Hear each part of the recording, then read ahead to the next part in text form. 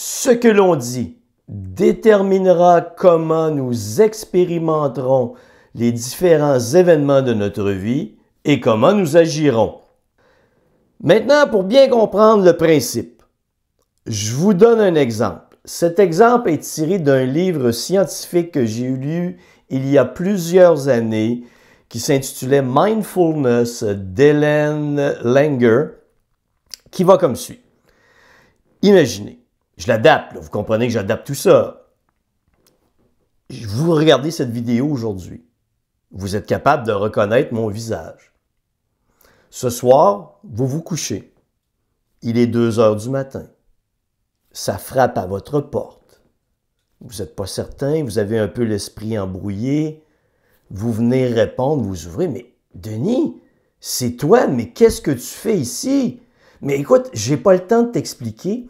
C'est que je participe à un rallye et je veux absolument remporter la victoire. Je te donne 10 000 si tu me donnes un morceau de bois de 3 pieds de large par 7 pieds de haut. Tu as 5 secondes. 4, 3, 2, 1. Ah, désolé, j'ai pas le temps, je m'en vais à une autre maison. Et là, toi, la situation était vraiment bizarre. Tu retournes vers ta chambre et en retournant à ta chambre, en entrant dans ta chambre, tu te heurtes à la porte de ta chambre. Et tu regardes, mais la porte est en bois. Elle a à peu près 3 pieds de large par 7 pieds de haut. Si j'avais enlevé les pentures et que j'avais donné ma porte à Denis, j'aurais fait 10 000 instantanément. Pourquoi ai-je perdu 10 000 Pourquoi n'y ai-je pas pensé? Parce que dans ton esprit, la porte existait dans une catégorie que tu as appelée porte, qu'on a tous appelée porte, une catégorie. Et elle n'a jamais existé dans ton esprit sous la catégorie morceau de bois 3 pieds par 7 pieds avant que je te l'explique. La catégorie avait limité ta perception du monde. Les mots, donc catégorie porte, on s'entend que porte, c'est un mot.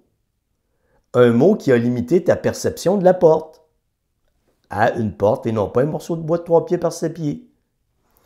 Tous les mots que nous employons ont un impact sur notre physiologie, notre manière de nous comporter. Puisqu'on classe les choses en catégories, catégorie porte, catégorie morceau de bois 3 pieds par 7 pieds, tous les jugements que nous portons sont des catégories. On a tendance à juger les autres. C'est un imbécile.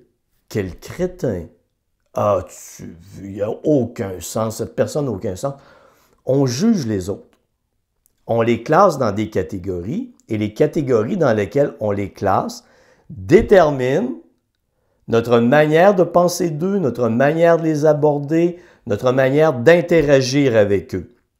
Oh, possiblement que dans bien des cas, vous avez peut-être raison de les classer dans certaines catégories, mais vous devez savoir que le fait de classer quelqu'un dans une catégorie limite votre interaction avec cette personne.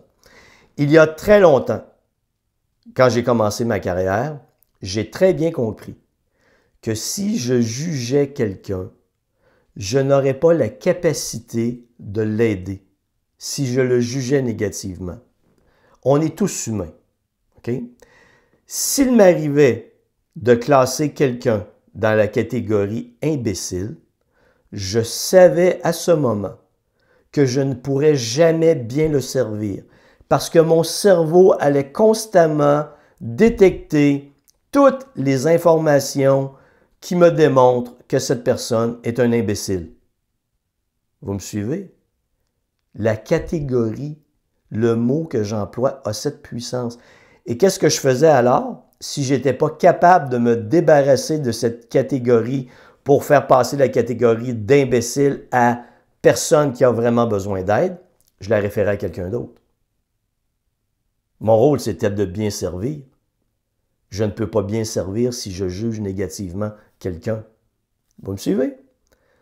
C'est un exemple clinique, Mais dans votre cas, la manière dont vous jugez les autres détermine comment vous allez interagir avec eux. C'est inévitable. Vous me suivez? Ça, ce sont des jugements de nous par rapport à quelqu'un d'autre. Maintenant, il y a les jugements qu'on se porte à soi-même. Vous venez de commettre une erreur. Ah, je suis un incapable, hein? Que je suis pas bon, j'arrive jamais à rien, j'arrive jamais à faire quoi que ce soit correctement. Ça, c'est une catégorie dans laquelle vous vous êtes enfermé. Et quand vous entretenez un langage aussi négatif, vous ne pouvez pas en sortir. Parce qu'à toutes les fois que vous commettez une erreur, vous vous jugez négativement. Et ça s'entretient, là. C'est un réflexe que vous entretenez. Jugement par rapport à quelqu'un d'autre, jugement par rapport à soi-même, jugement par rapport à une situation. Oh, mon Dieu! Il vient de se produire quelque chose dans ma vie. C'est quel drame! Je ne sais pas comment je vais faire pour m'en sortir. Il y a juste à moi que ça arrive des choses du genre que je suis malchanceux. Ah! Vous avez compris? Dramatisation. Quand on se comporte comme ça, c'est qu'on vient de confirmer on subit les choses et qu'on n'a aucun pouvoir de changer ce qui se produit. C'est pas vrai. Ce qu'il faut apprendre, si vous voulez changer votre vie, changer votre état intérieur, changer votre état d'esprit, vous devez comprendre que tout ça ne sont que des jugements.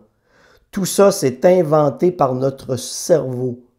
Alors, le jugement que vous portez à l'égard de quelqu'un, peut-être que vous êtes capable de le changer. Peut-être que les mots que vous employez pour décrire quelqu'un, vous pouvez les changer. Sûrement que les jugements que vous portez à votre égard, vous pouvez les changer. Au lieu de vous dire « Oh, que je suis un incapable, mon Dieu, que j'arrive jamais à rien », changez le paradigme. Hey, des erreurs, ça arrive. On ne peut pas être parfait. Maintenant que je ne peux pas revenir en arrière, je ne peux pas revenir dans le temps pour régler la situation avant qu'elle se présente, bien, pour éviter le problème avant qu'il se présente ou éviter mon erreur avant qu'elle se présente, je vais analyser la situation. Je vais apprendre la situation et je vais être capable d'inclure dans ma vie une nouvelle stratégie qui va faire que lorsque une situation similaire va se présenter, je vais être capable de la régler. Alors là, vous n'êtes plus un incapable. Vous êtes quelqu'un qui a entrepris une réflexion.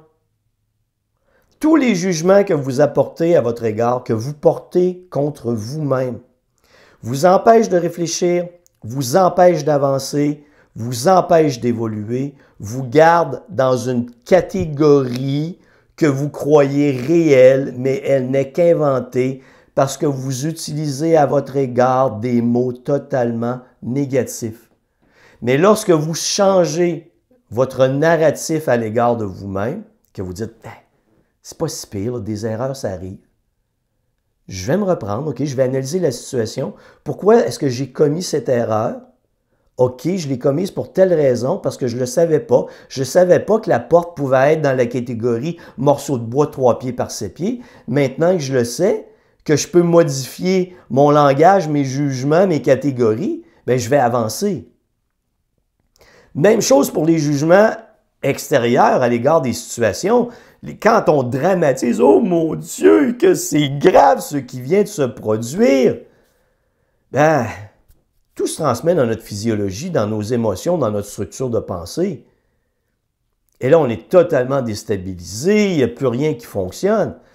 Mais lorsqu'il y a une situation qui se présente, je peux modifier mon approche de la situation. Ouais. Je peux modifier mon langage par étapes. Là. Ouais, c'est ouf. Celle-là va être difficile, là, mais il va falloir que je travaille pour trouver des solutions. Là. Ma seule option, c'est de trouver une solution à la problématique. Je sais que je suis capable, je vais réfléchir. Je suis intelligent, je vais bien fonctionner, je vais trouver quoi faire pour régler cette problématique. Quel comportement puis-je modifier de ma part qui va améliorer la situation et améliorer ou régler le problème? Vous venez de changer le narratif. Vous êtes passé du mode « je subis et je me plains » au mode « je réfléchis et j'entre en mouvement pour régler la problématique ». Et plus vous faites cela, plus vous vous sentez en contrôle de la situation, vous développez une confiance en vous, vous développez vos capacités, vous êtes capable d'évoluer et d'avancer. Je vous dis ici, bien important, je résume. Il faut toujours remettre en question ce que vous dites. Si vous vous jugez, si vous jugez les autres, si vous jugez les situations comme étant toujours dramatiques et vous êtes stressé, blablabla, vous me suivez là, tout ce que je viens de dire? Quand vous comprenez que tout ça est inventé par votre cerveau et que vous remettez en question ce que vous dites et que vous analysez l'impact négatif que ça a sur vous et que vous dites « c'est pas ça que je veux dans ma vie », je peux modifier mon narratif de manière à diminuer l'intensité de ma perception de la situation, de ma perception de l'événement, pour faire en sorte que je me sente en contrôle. Vous allez nettement vous améliorer dans toutes les facettes de votre vie. Maintenant, pourquoi certaines personnes ne veulent pas changer? Il y a des bénéfices secondaires à se plaindre. Les bénéfices secondaires, c'est de la manipulation. Ces gens-là manipulent les autres parce que sont relativement lâches dans leur vie et elles se plaignent tellement que les autres font les choses à leur place. Les autres tentent de vivre la vie de la personne à sa place parce qu'elle ne fait que se plaindre. Elle est devenue une personne manipulatrice par excellence. Si elle ne veut pas faire ce travail, c'est son problème.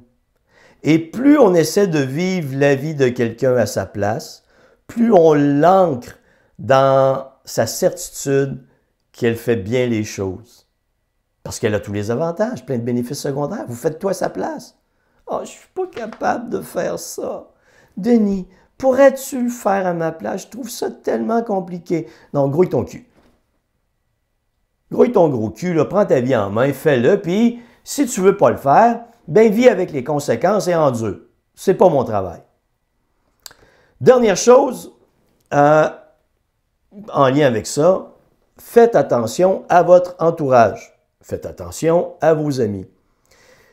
Les 6 personnes les plus près de vous déterminent ce que vous allez devenir. Si vous êtes entouré de geignards et de pleurnichards, vous avez toutes les chances de devenir un geignard et un pleurnichard. Si vous êtes entouré de personnes obèses, vous avez toutes les chances d'adopter leur comportement et de devenir une personne obèse. Si vous êtes entouré de gens proactifs, joyeux, qui aiment ça s'amuser, le positif, la recherche de solutions, qui veulent avancer dans la vie, vous allez devenir ces personnes. Ce que je vous dis, modifiez votre narratif. Sachez que tout ce qu'il y a de négatif est inventé par votre cerveau.